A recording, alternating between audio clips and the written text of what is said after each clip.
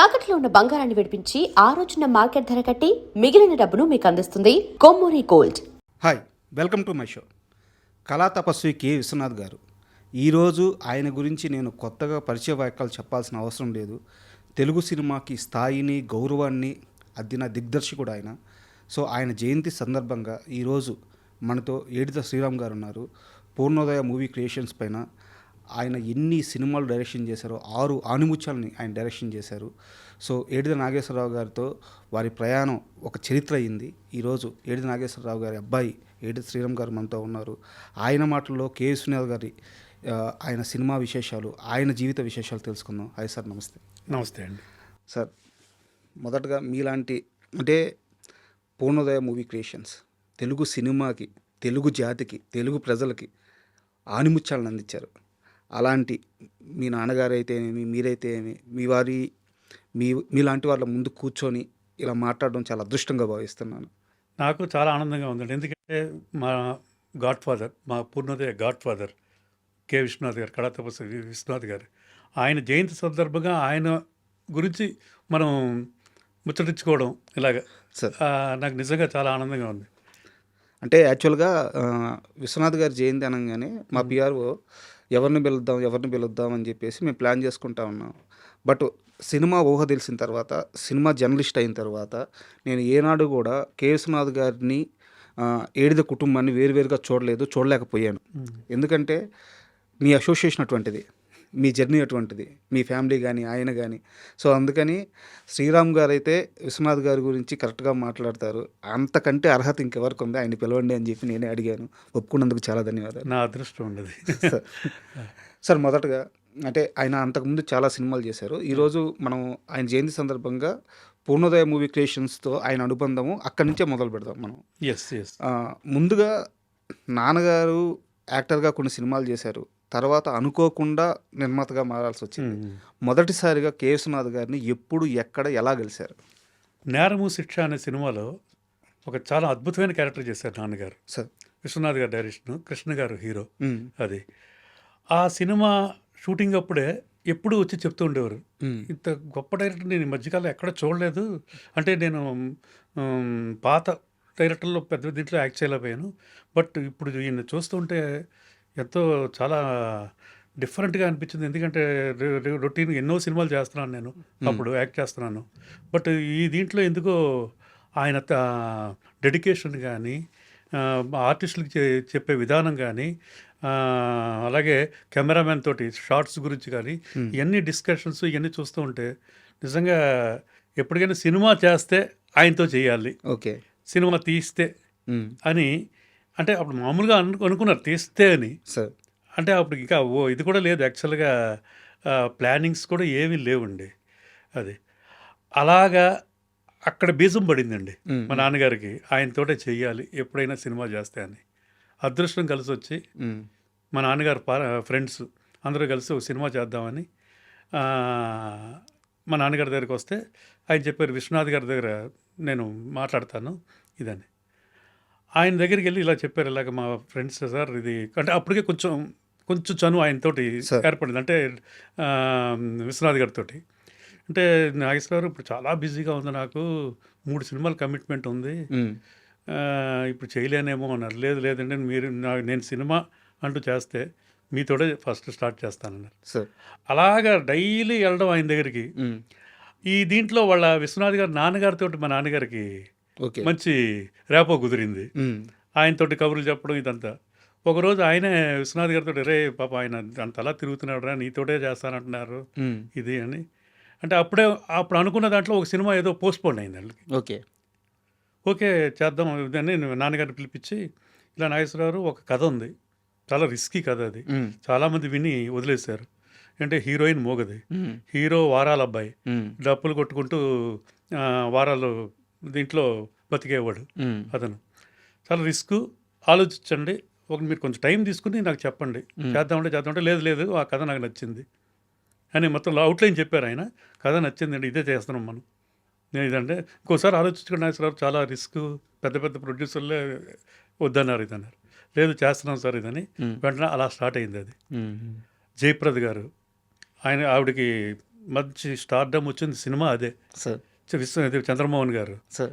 అలాగా పాటలు ఎంత పెద్ద హిట్టో అందరికీ అవును, తెలుసు. అవును. సిరిసిరిమువ్వ ఫస్ట్ టైం తమిళనాడులో చాలా పెద్ద సక్సెస్ అయింది. సార్. ఒక సిల్వర్ జూబ్లీ ఆల్మోస్ట్ 1 ఇయర్ హ్మ్, హ్మ్, హ్మ్. అక్కడండి శుభం అనే థియేటర్లో. సార్. సో హిందీలో తర్వాత రీమేక్ చేశారు, హిందీలో సర్గమ్ అని.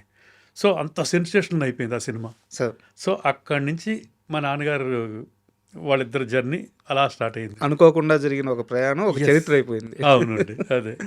అండ్ సార్, మామూలుగా మనం సినిమా విశేషంలోకి వెళ్దాము. ఎలాగో మనం కే విశ్వనాథ్ గారి ఉమ్, జయంతి సందర్భంగా ఇలా కూర్చున్నాం కాబట్టి ఉమ్. అసలు ఇండస్ట్రీలో ఆయన బర్త్డే ఎలా జరిగేది సార్? చాలా సింపుల్ మనిషి అండి ఆయన. అసలు ఎప్పుడు ఆడంబరాలకు పోరు. ఎప్పుడు చాలా మందికి తెలియదు కూడా ఆయన బర్త్డే అని. అవునా? చాలా మందికి అప్పట్లోనే సార్. మా షూటింగ్లో ఎప్పుడైనా జరిగినప్పుడు అది మేమైతే అదే అదే అంటే మాకు తెలుసు, మా నాన్నగారు వాళ్ళకి తెలుసు ఆయన ఇది February 19th ఆయన బర్త్డే ఇదని. వెంటనే కేకు ఇవన్నీ తెప్పితే ఎందుకు ఇవన్నీ ఆడంబరాలు అని ఆయన అనేవారు అనమాట. ఒప్పుకునేవారు కాదు. ఒప్పుకునేవారు కదా అసలు. మొత్తానికి అందరూ కలిసి చేయించేవాళ్ళం అలాగా అంతేగాని ఎప్పుడు ఆడంబరాలకి ఎప్పుడు గ్రాండ్గా ఎప్పుడు చేసుకోలేదు ఆయన. సార్. ఇది ఆయనకి ఇష్టం ఉండదు కూడా ఇలాంటివన్నీ టోటల్గా. అండ్ అంటే కే విశ్వనాథ్ గారితో పూర్ణోదయ మూవీ క్రియేషన్స్ ప్రయాణం ఎలా జరిగిందంటే ఆయనతో ఒక సినిమా తీయడం, బయటికి వెళ్ళి ఇంకో సినిమా తీసుకురావడం, మళ్ళీ ఆయన దగ్గరికి రావడం, ఇది ప్యారలల్గా చాలా సంవత్సరాలు జరుగుతూ వచ్చింది. అవునవునండి. అలా తర్వాత జరిగిన ఒక అద్భుతం శంకరాభరణం. ఎస్ ఎస్ అంటే నోటి నుంచి ఆ మాట వస్తుంటేనే ఒళ్ళు పులకించిపోతుంది. అసలు శంకరాభరణం ఆన్ బోర్డ్ ఎలా అయింది, అది నాకు ఆ సినిమా స్టార్ట్ అవ్వక ముందు జరిగిన ఆ జర్నీ గురించి కాస్త మీ మాటల్లో చెప్పండి. యాక్చువల్గా అండి సిరిసిరిము తర్వాత మళ్ళీ విశ్వనాథ్ గారి దగ్గరికే మా నాన్నగారు వెళ్ళి ఆయనతోనే చేద్దామని, సార్ ఇది మన సిరిసిరిము అయిపోయింది కదా, ఇప్పుడు మేము పూర్ణోదయ బ్యానర్ పెట్టాం. అది కూడా వాళ్ళ నాన్నగారు విశ్వనాథ్ గారు నాన్నగారే ఆ బ్యానర్ నేమ్ రాయించింది. మాకు సినిమాలు అన్నింటికి ముహూర్తాలు ఇవన్నీ కూడా ఆయనే పెట్టేవారు. ఓకే. అది చాలా మంచి ఇది అది ఆయన ఇవన్నీ జరిగినాయి అన్నీ మాకు బాగా నమ్మకం మాకు ఆయన. సో అలా అయిపోయింది. ఇప్పుడు ఏం చేద్దాం ఇది మీరు నెక్స్ట్ సినిమా మీరు చెప్తే స్టార్ట్ చేస్తామంటే, నాగేశ్వరరావు నాకు ఇప్పుడు చాలా బిజీగా ఉంది నిజంగా, ఇంకో 2 సినిమాలు ఇవి ఉన్నాయి, అది అయిపోవాలి, అప్పుడు దాకా అది చేయలేమంటే, ఈ లోపల మీరు ఒక పని చేయండి, ఇంకో సినిమా చేయండి, చేసి అది అయిపోయిన తర్వాత మనం మళ్ళీ స్టార్ట్ చేద్దాం అన్నారు. అలా తాయారమ్మ బంగారయ్య అది మంచి హిట్ అయిపోయింది మా పూర్ణోదయాలో. దాని నెక్స్ట్ అది అయిపోయిన తర్వాత నాన్నగారు అప్పుడు మళ్ళీ వెళ్ళి ఆయనకి సినిమా ఫస్ట్ ఆయనకే చూపించింది విశ్వనాథ్ గారికి ఆ సినిమా కూడా. అది సార్ అది అయిపోయింది కదా మనం అనుకున్నాం ఇదంటే, నాగేశ్వర గారు ఒక మంచి లైన్ ఉంది, అది 4 ప్రొడ్యూసర్లు రిజెక్ట్ చేశారు. అది ఆ సబ్జెక్ట్ మ్యూజికల్ సినిమా, ఒక ఓల్డ్ మ్యాన్, ఒక ముసలాయన విద్వాంసుడు, సంగీత విద్వాంసుడి మీద కథ, ఒక నాట్యకర్త ఆవిడ నాట్యకారిణి, వాళ్ళిద్దరి మీద సబ్జెక్ట్ అది. బట్ చాలా చాలా రిస్క్ ఇది, ఎందుకంటే విన్న 4 ప్రొడ్యూసర్లు కూడా అందరూ పెద్ద ప్రొడ్యూసర్లు వాళ్ళు సార్, వాళ్ళందరూ ఇచ్చేశారు. ఇది కాకపోతే ఇంకోటి చేద్దాం, ఇది మీ అసలు లైన్ చెప్తానని చెప్పారు. ఇది నాకు బాగా 100% ఓకే సార్ అన్నారు మా నాన్నగారు. ఏం అంత నమ్మకం ఏంది? డైరెక్టర్ గారి మీద నమ్మకం అండి, కథ మీద నమ్మకం, విశ్వనాథ్ గారి నమ్మకం అండ్ కథ మీద నమ్మకం ఆయనకి. అలాగా మళ్ళీ చెప్పారు ఆయన, ఇంకొక 2-3 రోజులు, ఒక 1 వీక్ అంతా టైం తీసుకోండి, మీరు ఆలోచించండి బాగా, ఎందుకు రిస్క్, ఇప్పుడే మొన్న హిట్ చేశారు ఈ సినిమా, మంచి సినిమా అయ్యింది, 2 హిట్లు అప్పుడు ఇంకొకసారి ఆలోచించుకోండి అంటే, లేదు ఇంకో ఇదే లేదండి మనం చేస్తున్నాం అన్నారు. అలాగా ఆ సినిమా స్టార్ట్ అయిందండి. కథా చర్చలు ఎవరు, జంధ్యాల గారు మాటలు, ఇది కరెక్ట్గా టోటల్గా ఆ సినిమా మొత్తం 12 పేజీలు నుంచి 15 పేజీల్లో ఉంది డైలాగ్. అంతేనా? మొత్తం అంతా సైలెన్సే ఎక్కువ ఉంది. డైలాగ్ వెర్షన్ అంటే అంతే ఉంటుంది టోటల్గా, ఒక మ్యాక్సిమం 20 పేజీలు ఎంతో అంతే. అలాగే వేటూరు గారిని విశ్వనాథ్ గారే తీసుకొచ్చారు స్టార్టింగ్. అప్పుడు ఓ సీత కథలో ఒక 2 పాటలు, అలాగే సిరిసిరిములో first time single card Veturu Sundaramurthy garu. అక్కడి నుంచి ఆయన బిజీ అయిపోయారు టోటల్గా అది. అలాగే ఈ శంకరాభరణంకి వచ్చేటప్పటికి మొత్తం అన్ని సింగిల్ కార్డు ఆయనే మొత్తం. ఎందుకంటే వాళ్ళందరూ బాగా ఒక గురు శిష్యులాగా ఉండేవారండి సార్. అది మొత్తం విశ్వనాథ్ గారు అంటే జంధ్యాల గారికి కానీ వేటూరు గారికి కానీ అందరికీ బాగా గురువు ఆ, శిష్యుల అనుబంధం లాగా. అయితే శంకరాభరణం సినిమా అది షూట్కి వెళ్ళక ముందు ఆ సినిమాలో హీరోగా ముందుగా కృష్ణ గారిని, కృష్ణంరాజు గారిని పెద్ద పెద్ద స్టార్స్ని అనుకున్నారంట, నిజమేనా అది? కృష్ణ గారు కాదండి, శివాజీ గణేషన్ గారిని అనుకున్నారండి. ఓకే. తర్వాత కృష్ణరాజు గారు అయితే ఎలా ఉంటుంది అని ఓకే. అనుకున్నారు. ఓకే. వాళ్ళిద్దరిని అనుకున్నది. ఉమ్. గుమ్మడి గారిని కూడా ఆహా. అనుకున్నది. ఓకే. కానీ తర్వాత డైరెక్టర్ గారే అన్నారు, దీనికి ఇమేజ్ లేకుండా ఉండే ఆర్టిస్ట్ అయితే బాగుంటుంది, అంటే అక్కడ ఆర్టిస్ట్ కనబడకూడదు, ఉమ్, ఉమ్, ఉమ్. శంకర శాస్త్రి గారు కనబడాలి. అలాగా అనగానే నాన్నగారు అందరూ ఎవరైతే బాగుంటారో అనుకుంటుంటే ఎస్పి బాలసుబ్రహ్మణ్యం గారు ఉమ్. ఒక ఆయన సజెస్ట్ చేశారు. ఆయన అప్పుడే రారా కృష్ణయ్య అని ఒక సినిమా చేస్తున్నారు, ఉమ్. ప్రొడ్యూసర్గా ఉమ్. ఆయన చేస్తున్నారు. దాంట్లో ఒక ఆయన చేశారు, సోమయాజులు గారు అని, చాలా బాగుందంటే నాన్నగారు వెంటనే మేమందరం నాటకాలు ఆడేవాడు, మాకు బాగా ఫ్రెండ్ ఆయన ఉమ్. అని ఆ సినిమా చూపించారు విశ్వనాథ్ గారికి. వెంటనే నెక్స్ట్ డే ఆయన్ని పిలిపించేసి మేకప్ టెస్ట్ అంటే గెటప్ టెస్ట్, ఆయనకి నెక్స్ట్ హీరోయిన్ ఎవరు అంటే ఎంత చాలామందిని అనుకున్నారు అంతా ఇదని, ఎవరు వద్దు మంజు భార్గవి గారు యాక్ట్ చేద్దాం అంటే అందరూ షాక్. ఉమ్. ఉమ్. ఇదేంటిది మంజు భార్గవి ఆవిడ అంటే అప్పుడు ఆవిడ ఇమేజ్ వేరేలాగా ఉండేది అప్పుడు. కరెక్ట్. కరెక్ట్. అది ఇది పవిత్రమైన క్యారెక్టర్ ఎలాగా ఇది ఉంటుందంటే ఆవిడ గొప్ప నాట్యకారిణి, ఎవరు కూచిపూడిలో ఉమ్. నేషనల్ లెవెల్ ఆవిడ చాలా ఇంటర్నేషనల్ దీనికంతా పెద్ద పెద్ద ప్రదర్శనలు ఇచ్చారు ఆవిడ సార్. ఎక్కడెక్కడో. ఇది ఆవిడ చాలా మంచి నాట్యకారిణి ఆవిడ అనేటప్పటికీ నాన్నగారు ఓకేని సార్, అన్నిటికీ ఓకే నాన్నగారు, ఎందుకంటే బాగుంది అయితే ఆయన ఇక్కడ కాన్ఫిడెంట్ ఉంటారు. చిన్న ఇంటరప్ట్ సార్, సారీ. యాక్చువల్గా సోమయాజులు గారు ఈ సినిమాకి ఆన్బోర్డ్ అవ్వడానికి కారణం పైకి అందరూ ఎస్పి బాలసుబ్రహ్మణ్యం గారు సజెషన్ అని చెప్తారు కానీ, బట్ ఎస్పి బాలసుబ్రహ్మణ్యం గారికి చెప్పి డైరెక్టర్ గారికి చెప్పించింది ఏడిది నాగేశ్వరరావు గారే. అదో పక్క ఇది ఉందంటే అది టోటల్గా, ఎందుకంటే ఆ సినిమా చూసిన తర్వాత నాన్నగారు ఇదే చెప్పారు అనమాట. ఇది అడిగారు బాలు గారిని, అంటే బాగుంటుంది, చాలా బాగుంటుంది అంటే నేను చెప్పలేను అంటే డైరెక్టర్ గారితో కొన్ని విషయాలు డైరెక్ట్గా చెప్పలేరు ఈయన, ఎందుకంటే భయం, గౌరవం అన్నీ అండి. ఇంకా అప్పుడు బాలు గారే విశ్వనాథ్ గారితో చెప్పారు ఇలాగా. చెప్పిన తర్వాత అప్పుడు అలాగా అంటే చెప్పించడం అనేది ఇండైరెక్ట్గా కరెక్టే అది. అలాగా ఆయన, మంజు భార్గవ్ గారు, తులసి వీళ్ళందరూ ఓకే అయిపోయింది. తర్వాత రాజలక్ష్మి గారి క్యారెక్టర్ సార్, ఆవిడికి చాలామందిని చూశారు. వెరీ బిగినింగ్లో కూడా రాజలక్ష్మి గారిని కూడా టెస్ట్ చేశారు. అప్పుడు మోడర్న్ డ్రెస్లో వచ్చింది ఆవిడ, అది అవన్నీ రిజెక్ట్ చేశారు అప్పుడు టోటల్గా. తర్వాత మళ్ళీ ఎవరో చెప్పారు, బౌనా గారని ఎవరో ఉన్నారండి, స్టిల్ ఫోటోగ్రాఫర్ ఉండేవారు అప్పట్లో. ఆయన చెప్పారు ఒక అమ్మాయి ఉంది బాగుంది ఇది అంటే, అప్పుడు హాఫ్ శారీ లంగా ఓణితోటి ఆవిడ వచ్చారు ఇక్కడికి.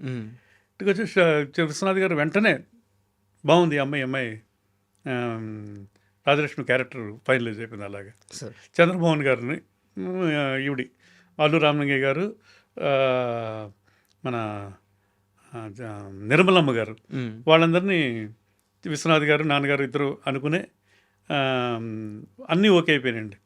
ఇంకా మ్యూజిక్ సిట్టింగ్స్ ఇది ఎస్పి బాలసుబ్రహ్మణ్యం గారిని విశ్వనాథ్ గారే ఒప్పించారు. అది ఎలాగా ఆయన క్లాసికల్ అయ్యి బాబాయ్ నేను అది గొప్ప పండితులు పాడే ఇది నేను న్యాయం చేయలేనేమో అని. విశ్వనాథ్ గారు లేదు మణి అని పిలిచేవారు విశ్వనాథ్ గారిని. విశ్వనాథ్ గారు బాలు గారిని, మణి నువ్వు పాడతావు అదేదని.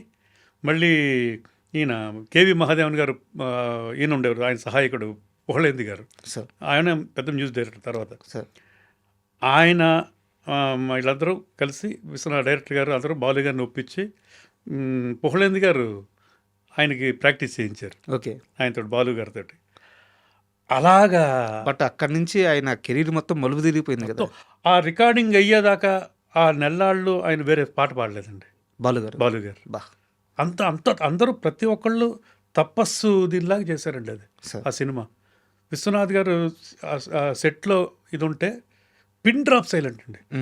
మిగతా చోట్ల ఎక్కడైనా మిగతా మీరు షూటింగ్కి వెళ్తే లైట్స్ ఆఫ్ అది ఇది ఇంకా లైట్ ఇది బేబీ లెఫ్ట్ బేబీ ఇది జూనియర్ రైట్ ఇలాగంటూ ఉంటారు. ఇది లైట్లు గీట్లకి.